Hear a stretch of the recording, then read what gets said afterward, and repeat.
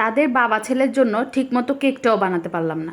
আসসালামু আলাইকুম সবাইকে, কেমন আছেন সবাই? আলহামদুলিল্লাহ আমরা ভালো আছি। নতুন আরেকটা ভিডিও নিয়ে চলে এলাম। আর আজকের ভিডিওটা কিন্তু দুপুর থেকে শুরু করেছি।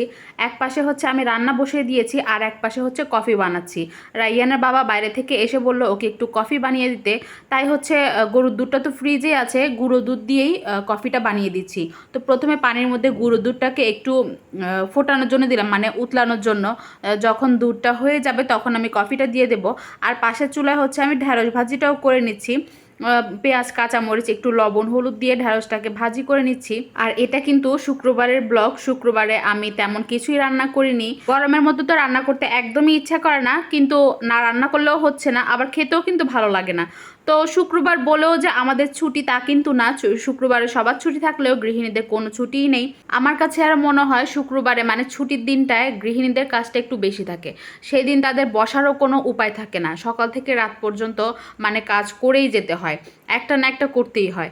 তো আমি কিন্তু এখানে শুটকিটাও টেলে নিয়েছি। আজকে হচ্ছে লইট্টা শুটকিটা রান্না করব সাজনা আর আলু বেগুন দিয়ে। আর এখানে তো ঢ্যাঁড়স ভাজি হয়ে গেছে। তো শুটকিটাকে তেলে ভালো করে পানি দিয়ে গরম করে নিয়েছি, আর ধুয়ে মানে একদম পরিষ্কার করে ধুয়ে নিয়েছি। এখন পেঁয়াজের সাথে একটু ভাজা ভাজা করে নিচ্ছি। শুকনো খোলায় তেলে নেওয়ার পরেও যদি শুটকিটাকে একটু পেঁয়াজের সাথে তেলের মধ্যে ভেজে নেওয়া হয়, তাহলে আমার কাছে মনে হয় গ্রানটা একটু বেশি আসে, খেতেও ভালো লাগে। তো এখানে হচ্ছে একটু রসুন থেতো করে নিয়েছিলাম, ওইটাও দিয়ে দিলাম। একটু লবণ, হলুদ আর মরিচের গুঁড়া দিয়ে দিয়েছি। এখন হচ্ছে সাজনা, আলু আর বেগুন দিয়ে দিলাম।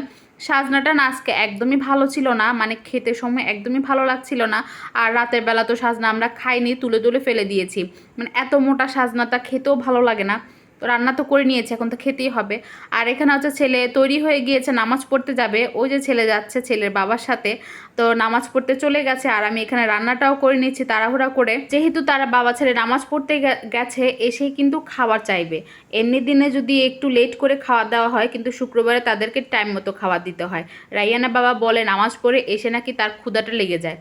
তো তাই আমি তাড়াহুড়া করে নিচ্ছি। আর এখানে হচ্ছে একটু কাঁকরোলটাও ভাজা করে নিচ্ছি। কাঁকরোলটা ফ্রিজে থাকতে থাকতে দেখলাম একদম পেকে গেছে, মানে আর একদিন রাখলেই ফেলে দেওয়া লাগবে।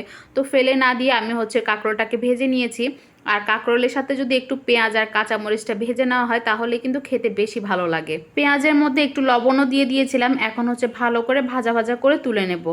আর আজকে বিকালে হচ্ছে একটু কেক বানাবো। ওই যে ওই দিন কেকের জিনিসপত্র নিয়ে এসেছি, আজকে ভাবছি একটু কেকটা বানিয়ে দেবো। জিনিসপত্রগুলো দেখে ছেলে বারবার জিজ্ঞেস করছিল আম্মু এগুলো দিয়ে কি করবে।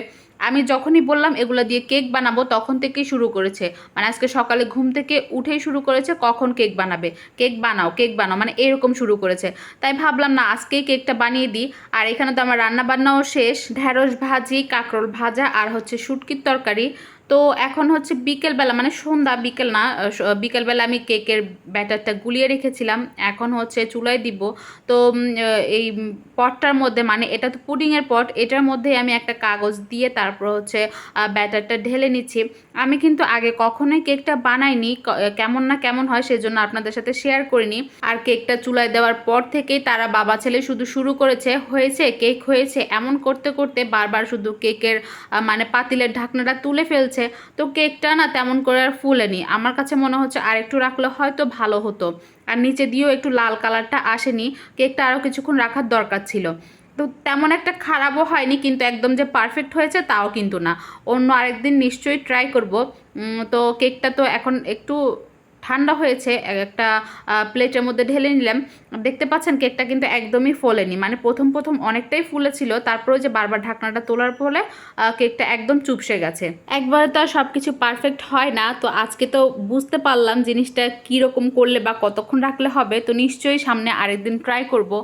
তো আজকে ভিডিওটা এখানেই শেষ করছি। সবাই ভালো থাকবেন, সুস্থ থাকবেন। আজকের মতো আল্লাহ হাফেজ।